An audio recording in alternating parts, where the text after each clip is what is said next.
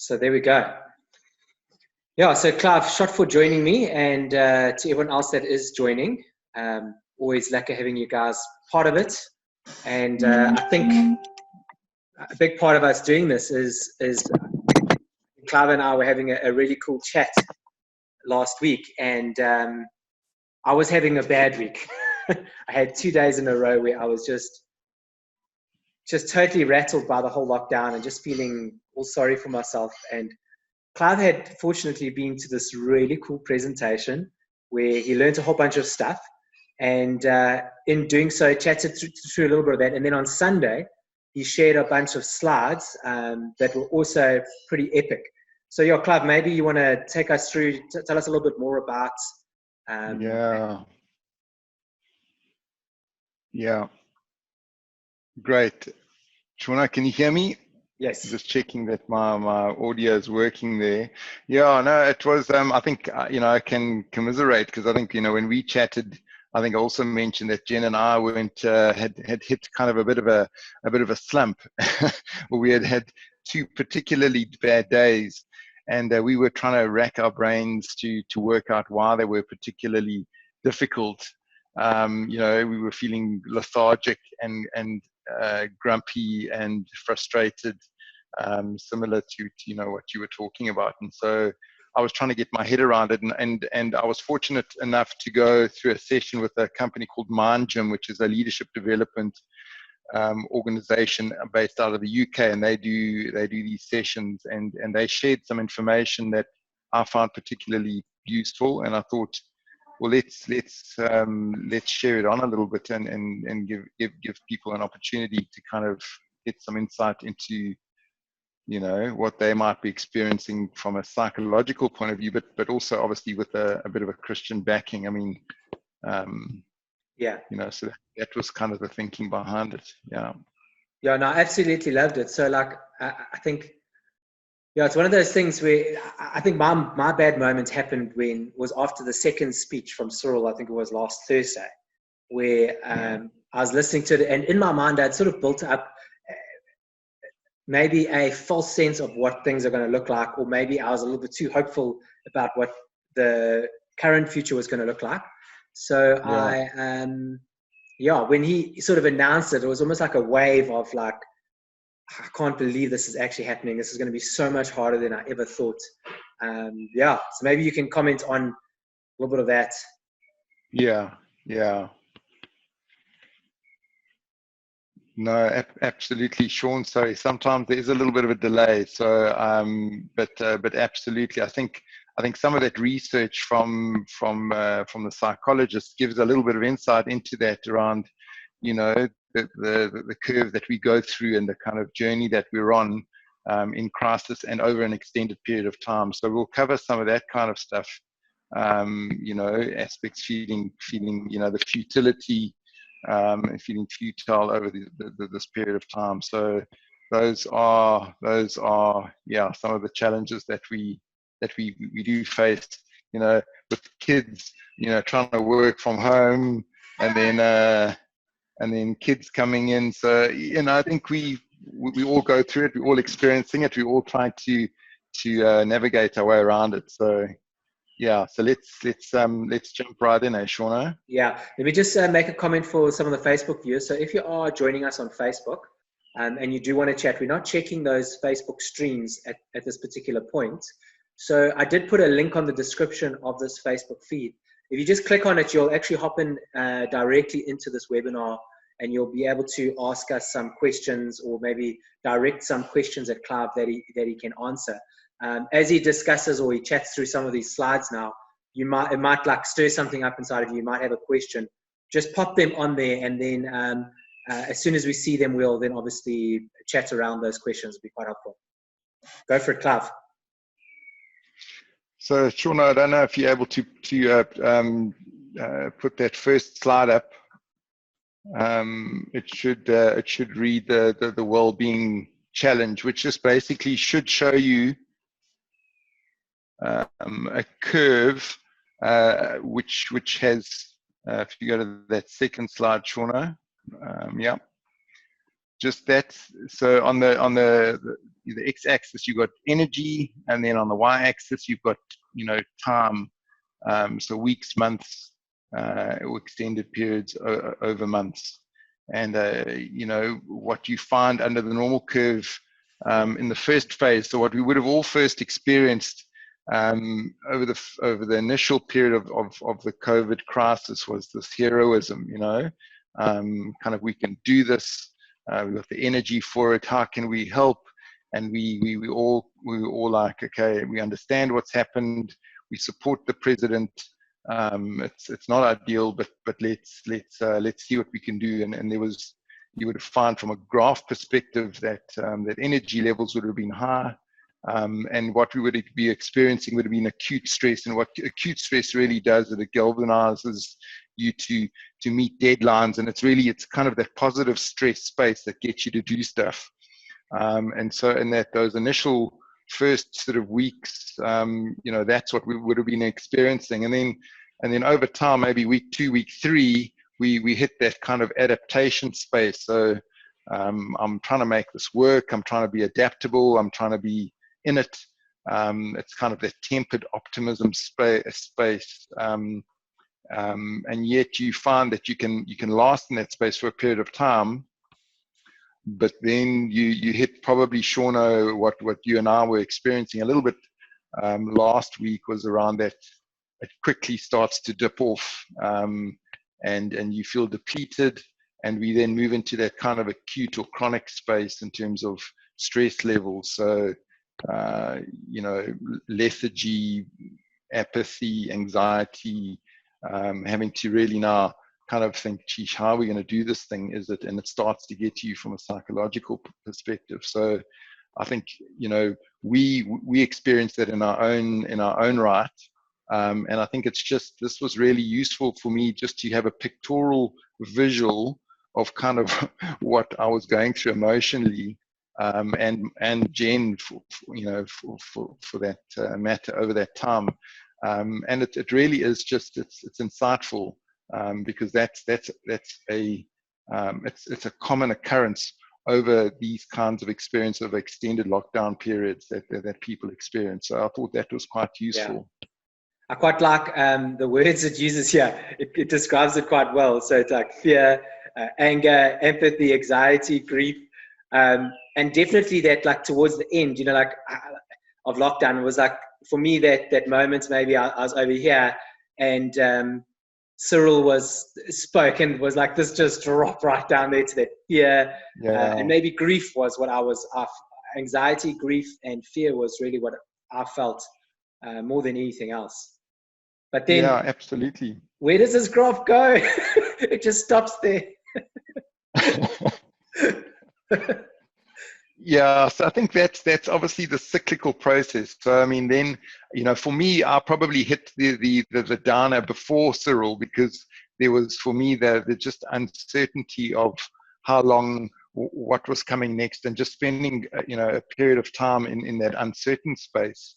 And then obviously, like you said, we kind of then get to hear what it is, and there's the end isn't necessarily anywhere necessarily near in sight. So but the graph naturally would undulate, and I think that's what our coping mechanism and our self-awareness starts to kick in terms of how we deal with it, which is if you pop onto the next slide, just what I also found really interesting was just the different mechanisms that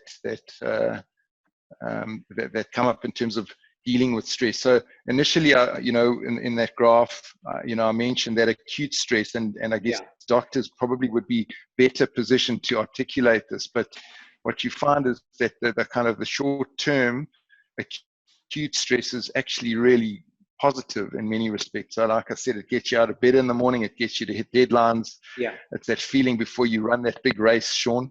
It's that little adrenaline spurt. And but what happens that perpetuated over time is really, it turns into chronic. And so it's being mindful of energy levels that you can't sustain that kind of long-term stress.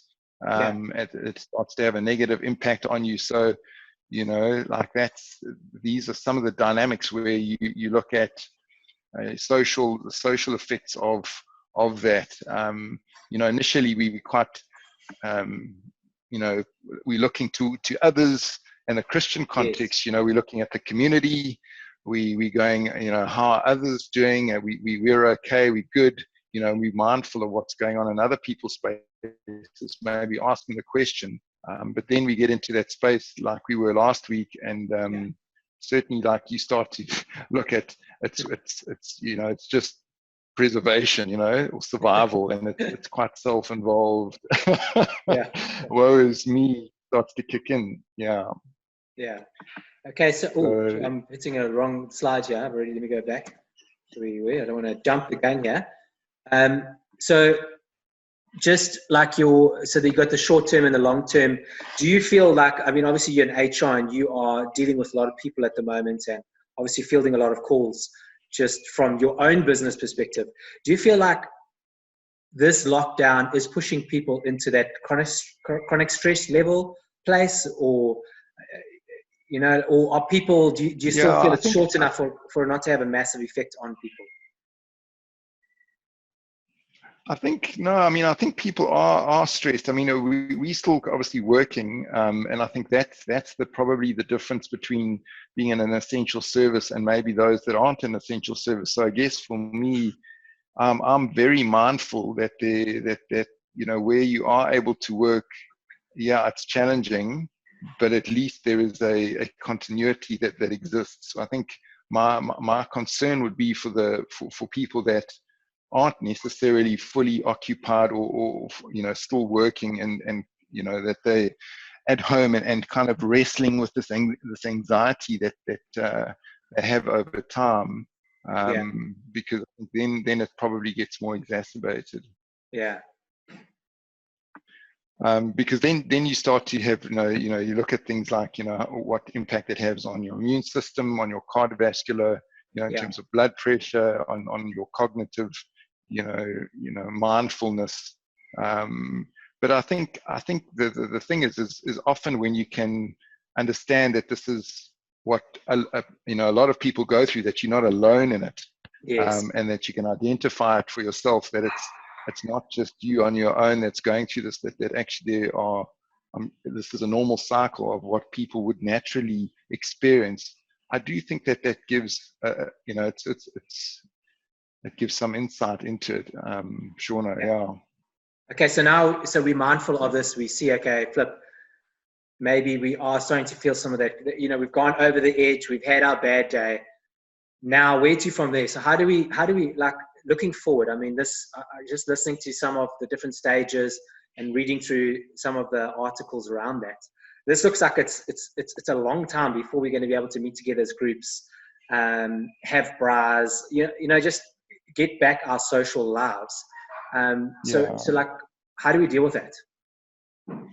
Yeah, so I mean, there are I'll probably get to it in a couple of slides. So let me jump to the next one, but maybe I'll call it out now. I mean, there are three specific drivers that we get to. One is the social support, one is agency, and the other one is perspective. And I'll unpack those in a little bit. But I just first wanted to just probably flag one or two slides just before we get to some of those solutions of how we deal with it and how we take it forward positively. Yes. But so there's a bit of research that's been done, and this was post-tsunami back in 2004, around this thing called compassion fatigue. So again, in a church community, sometimes we can beat ourselves up and go, you know, I should be doing more. And, you know, yeah, I was really active in the initial stages of the crisis, and I was giving, and I was calling people and doing a whole lot of really good stuff. And now I've hit this kind of wall, and I'm feeling quite low. And that just again is from research, is not unfamiliar. It's you know, there is research to back that is kind of common. Especially from a giving perspective, in terms of, you can see there in terms of donations, and then of course over time as cause related funding starts to drift off. So just to be mindful of that as well.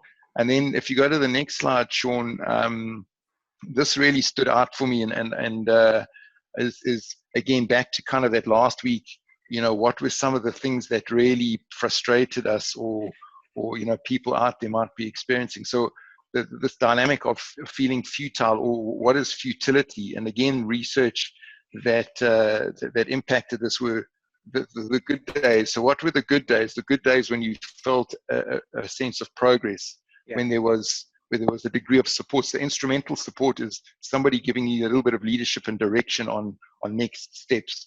Interpersonal support, somebody asking you, hey, how are you doing? And showing a degree of empathy. Maybe working with somebody on a project, or just collaborating on doing good might have an influence on your day. And then the importance of what you're doing. So that actually we are doing work, we are having conversations that give us a sense of importance. But the standout thing there for me was really this the sense of feeling that you're making progress. So where people aren't feeling like they're making progress, that's when there are the bad days. But where you do feel like you're making progress in some manner or form, whether it's your family, whether it's in work, whether it's in some giving, or whether it's calling out and helping someone else. It's interesting that the research says that those were things that impacted and had a positive impact on your day. Yeah, it's so true, Clive. Like that thing of progress, I love that, because I actually had such a great day. I think it was yesterday. What is today? Today's Wednesday. On Monday, actually. And the reason why, like I've been sitting down and sort of thinking like where to from here, and sort of been my process. And I had a bit of a brain spark on an idea. And even though like I didn't do anything, or I haven't actually put anything in place, just the idea that, hey, this could work, or this could be something I could look at, or this could be something I could do. I had such a great day. I was so on top of the day, feeling so amazing, because just in my mind, I could see a progressive future, as opposed to like where, like that stopping at where to from here.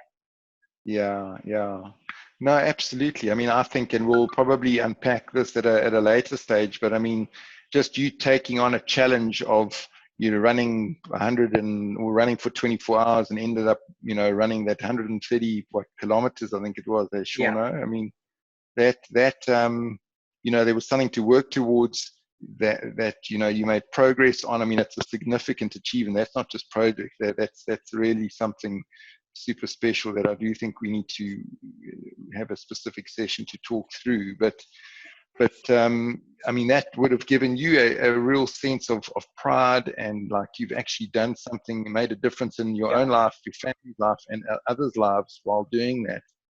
So that would be a brilliant example of where that gives you kind of a sense of purpose as well. Yes, and actually, if I look at these things, it sort of like ticked all those boxes as well. If I think about it, it felt like it was important work. I collaborated with people. People were all contributing together. It was for a good cause. I had interpersonal support on every level. Like those boxes were checked, and fond memories and happy days. And I think for the guys obviously listening or whatever, just to think through, what are you involved in something that is helping to tick these boxes, whether it's work, whether it's an investment in someone's life, whether it's the community, or whatever that might be, but it's just something to be aware of. That's good, very good. And then Shauna, I mean, I think we're starting to get to the aspects that start to unpack. Oh, sorry, the one before that is just this I just wanted to talk a bit to before we get to that is the next slide, which is just this combination of intensity that we're all under at the moment, or experiencing, which is the combination of what is going on in terms of work pressures or no work pressures, and in home pressures. And I think that was the standout, I think, that I mentioned for myself, was this no end in sight. Before Ramaphosa spoke, feeling the stress of work, but then also the home dynamic, which is quite new for most of us working from home. is this issue of kids cruising around, kids still schooling, wife maybe also working, poor bandwidth, or if someone is at home and they're not feeling well, and the combination of those two elements coming together really just puts the squeeze on. So we really are all in this together, and feeling challenged by these two dynamics that are putting the pressure on it between both work and home. Yeah, that's so true. That's such a massive thing. Like, I think for both Linz and I, we are, it's that thing of the extra additional home pressure, the kids interrupting nonstop. Like, I think one of my bad days, I was trying to do some work, and eventually I just realized every 3 minutes, and I started timing it because it was like really getting under my skin. But literally every 3 minutes, I had one of the kids coming and interrupting and asking for something or asking a question. It started like totally driving me crazy. Like, I couldn't really get my teeth stuck into anything. And the type of work I was doing at that particular point needed a bit of focus and thought. So, it was incredibly difficult. I had an interesting experience. I was on a global call with guys in Ireland and the US, and we had a vervet monkey come into the house and grab a loaf of bread. So I had to dial off the call. I just said, listen, we've got a monkey in the house, and I didn't kind of think, and I rushed off to go and try and sort it out, put it on mute, and came back. And everybody was very interested from the US and Ireland around a monkey, and obviously South Africa, the Wild West, the wildness of Africa. But it was so these distractions are really tricky to deal with there, Sean. Yeah. Okay. So we're in this pressure pot. We're all together. Are there any tools? Is there anything like how do we cope, or how do we deal with? And I love that green statement you got at the bottom of the slide here, with no end in sight, because the reality is we don't really know. We've got ideas and we've got hopes, and we hope it's then, and we hope it's going to go to this level at this particular point, but we don't really know. Yeah. No, we don't. And I mean, I think we're all in the same boat with that. We're getting kind of piecemeal information. But there are the three recommended kind of coping things which are helpful. If you go to the next slide, Sean, are these three aspects which will help us focus on how we deal with it to build our resilience. Yes. So the first is this thing of social support. The second is perspective, and the third is agency. And I think, so often, I think I mentioned on Sunday, the psychologist or psychology is really just finding out what God has done and gone ahead with. And it's kind of then unpacking it and researching it and making it a clinical document or validating it. But really, we see biblical truth and these aspects coming out in how we engage with our relationship with God and in our community. So, the first on social support, I mean, people who care about me and leave me feeling better once I've spoken to them. Just for example, you and I having a conversation last week where you can kind of offload a little bit and go, gee, this is how I'm feeling. And me sharing, hey, listen, this is how I'm feeling. It's like, okay, cool. If somebody's listened to me, can relate to what I'm going through, is also going through, and you can kind of have a little bit of a dialogue and a bit of banter about that, and you feel less alone. And that's community, isn't it? It's we share common interests and common goals. We share the Lord, and that dynamic, just being able to engage is like super helpful. You're able to give a perspective. We don't see things as they are, but we see them as we are. Like sometimes you have you see things from a particular lens, and having a conversation with yourself or others in the community just brings another perspective on life, and we get so much encouragement from messaging from other Christians going through what we're going through, that is so helpful. So perspective is massive in dealing with it. And then agency, really, to have the feeling of control over my life and the decisions that I make. There's so much now that our freedoms, so many of our freedoms have been taken away from us. And yet we still have so much control over what we can do, control over the decisions that we make. Even if it's in the small things, they are important. And so, those are standout elements that we could unpack in a little bit more detail if you want to, Sean, but those are definitely, from a Christian perspective as well as from a psychological perspective, some tools that we can use to help us get through this.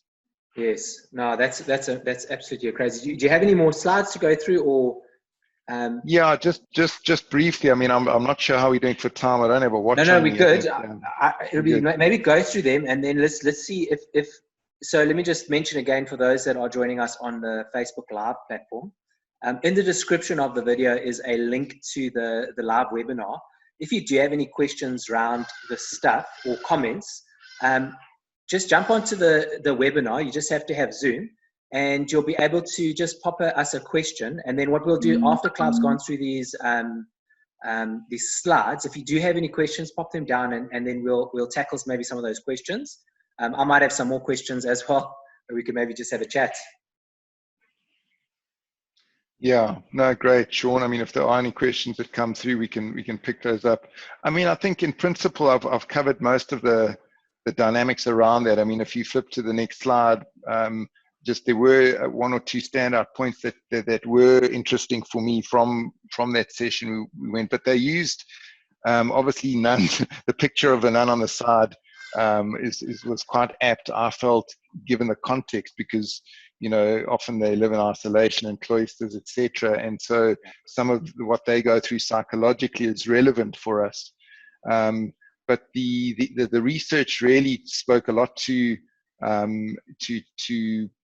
optimism and pessimism, and basically, in a nutshell, without going into all the detail, it really spoke to, if you have a positive attitude towards life, and you respond to challenges in a kind of an overall positive way, not that it's woe's me, and that this always happens to me in a negative space. What they did find is that life expectancy actually was significantly higher than those that had a negative outlook. So wow. The concept of bounded optimism was something that got people through in a way more positive mind space or head space, given a positive outlook and a positive perspective. So that stood out for me as really important.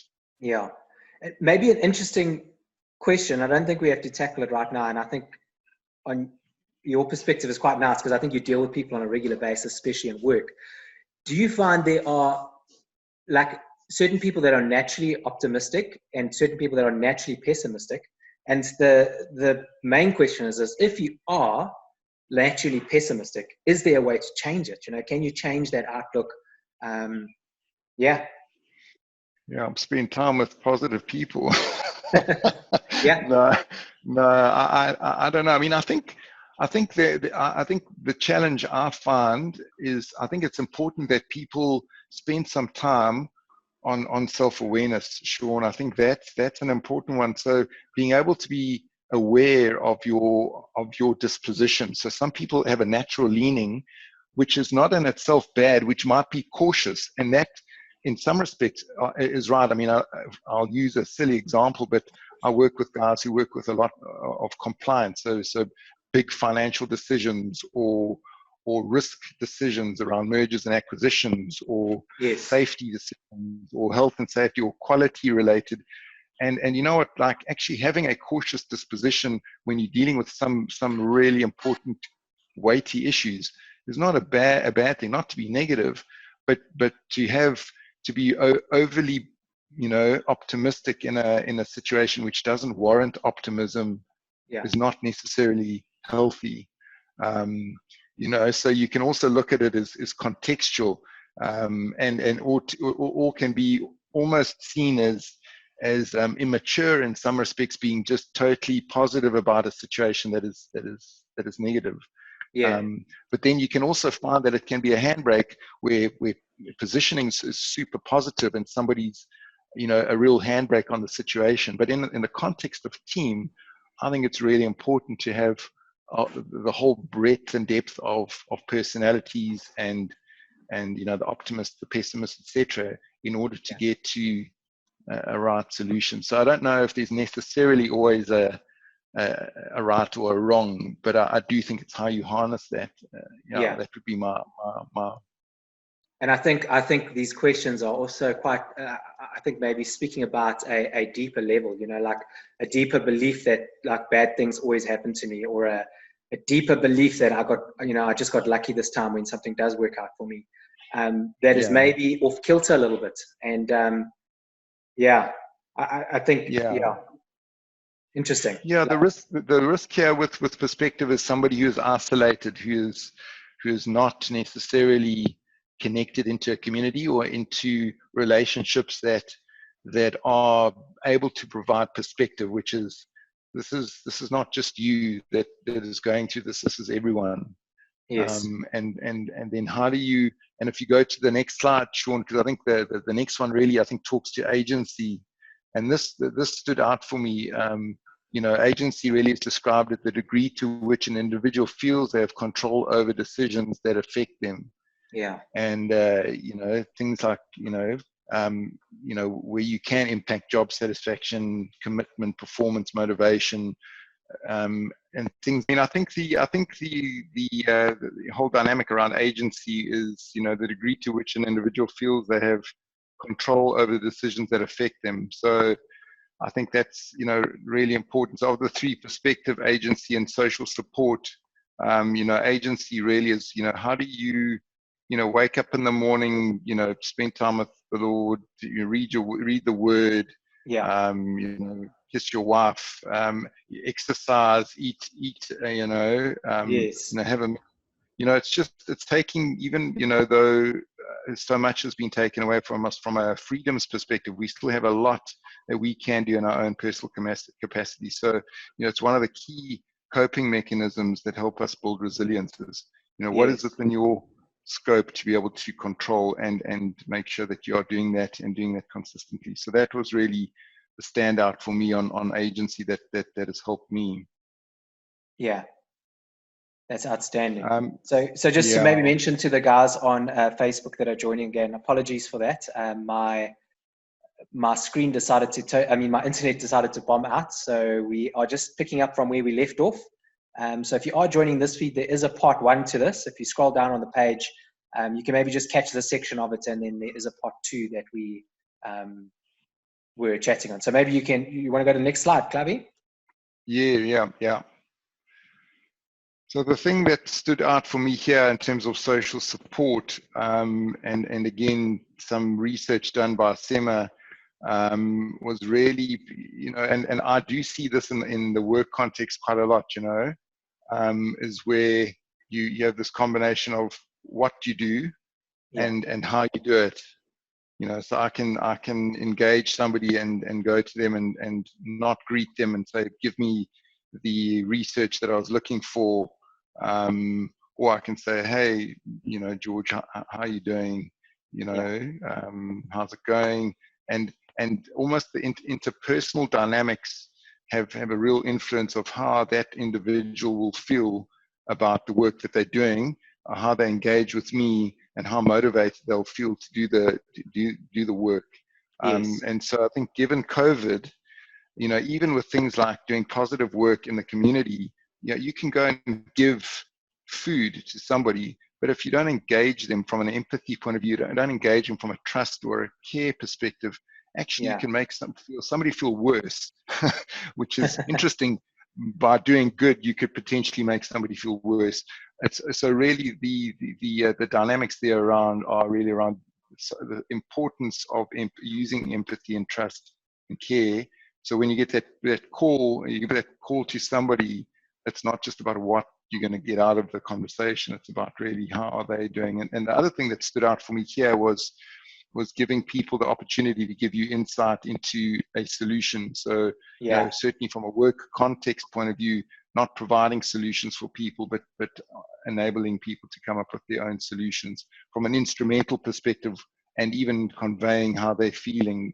You know, I find that often in the workplace, people just, you know, especially if, you know, in trying times, they roughshod over the interpersonal and straight into the what, or the instrumental, and that can be quite damaging.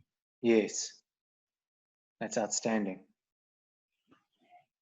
And then I mean, Sean, yeah, I mean, the next couple of slides are really kind of, I'll really just give a high level insight into. So if you think about culture or organizational culture or church culture or whatever culture, it's often described as the personality of the organization, where climate, would be articulated as the mood.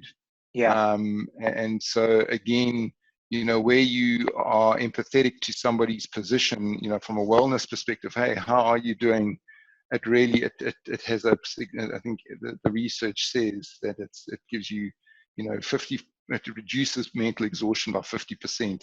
Yeah. So just that acknowledgement of how somebody's doing health-wise, emotionally, etc., is, classic touchy-feely HR stuff, as a lot of people would say, but is so important to somebody's well-being.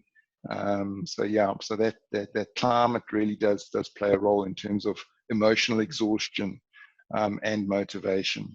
Yeah. So something like this, if we're pulling it into like our current situation going down.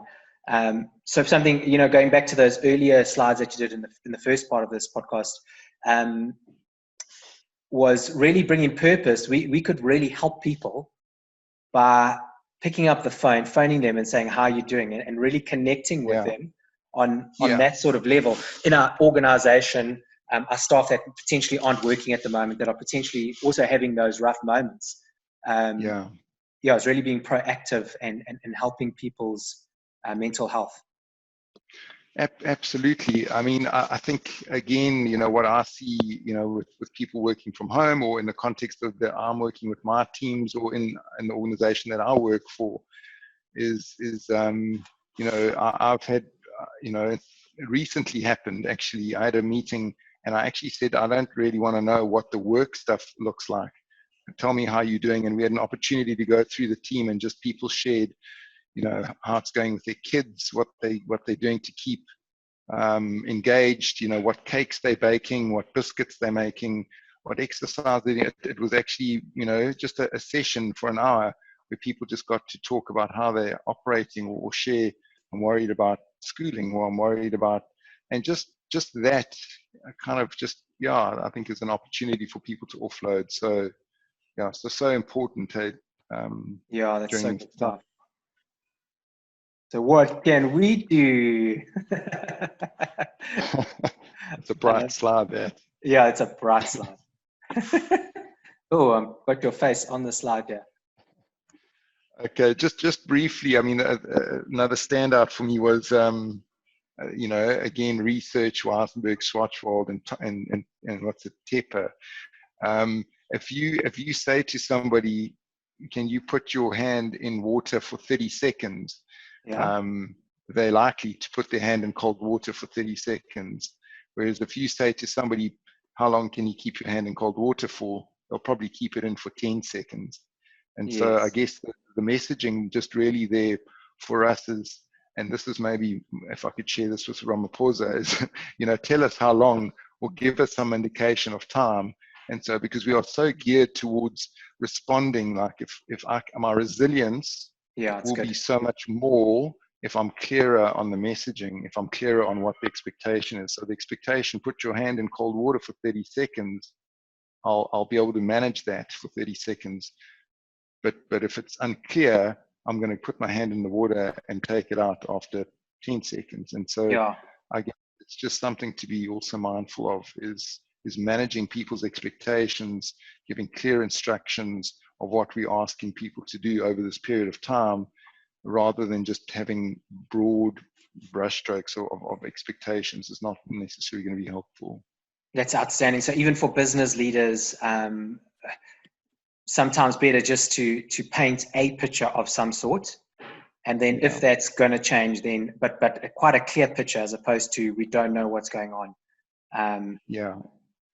Absolutely. And again, also maybe even in the home context, with a spouse or with your kids, just being able to actually communicate properly and appropriately in terms of, well, I can't do it now, I'm busy doing this and this and this, but I can do it in an hour. Because things are so uncertain, things are all in a bit of a shamble, we forget that these are some of the important tools that are are available to us that we do need to use, and just it comes back down to clear communication. Yes, that's brilliant, Clive. If you jump onto the next one, Sean. So then, just I guess lastly, just some dynamics again. You know, for all of us, you know. Some people might be experiencing these three big buckets. So I've lost control in my headspace. Yeah. And it is so true. We can get fuzzy, and so, you know, building habits are really helpful. Outstanding. You know, so consistent habits again are really useful. You know, I've lost control of my time. So, you know, this was a comment that was made on the session that was run. You know, big hitters like Steve Jobs and Bill Gates and Elon Musk and whatever, you know, they would almost, you know, instead of having to make additional decisions during their day that consumed their time and their mind space, they would almost wear a uniform or wear very similar clothing day on day out, because they just didn't have the headspace to go and choose, like, you know, okay, what am I going to wear today? And that really helped them with routines. It helped them to make one less decision that they needed to make. And so, you know, that was just a simple illustration of where it helped them. You know, and then I think the last one there, I've lost control of my standards. I certainly do see this, you know, with particularly, you know, if I look at my wife, you know, trying to be the perfect mom and to try and run her own work and to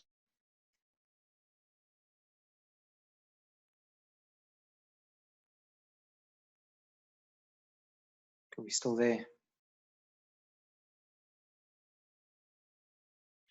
are not the standards that we need to hold ourselves up to now, because they put additional pressure, maybe an unnecessary pressure on us, that is maybe unhelpful. So reassessing expectations. You know, I would joke with my wife, who is in the background here, so I need to be careful. But you know, you know, from a cleanliness perspective, everything isn't going to be spick and span every day like it is when you've got somebody that's helping you do that every day. So, you know, it's just being aware of that, Sean. What are you talking about, Clive? Our place is spotless, but I lie. Oh man, if you see our house now, oh geez. Okay. Yeah. So that's no, if you see our place now, we've got to do a bit of a cleanup.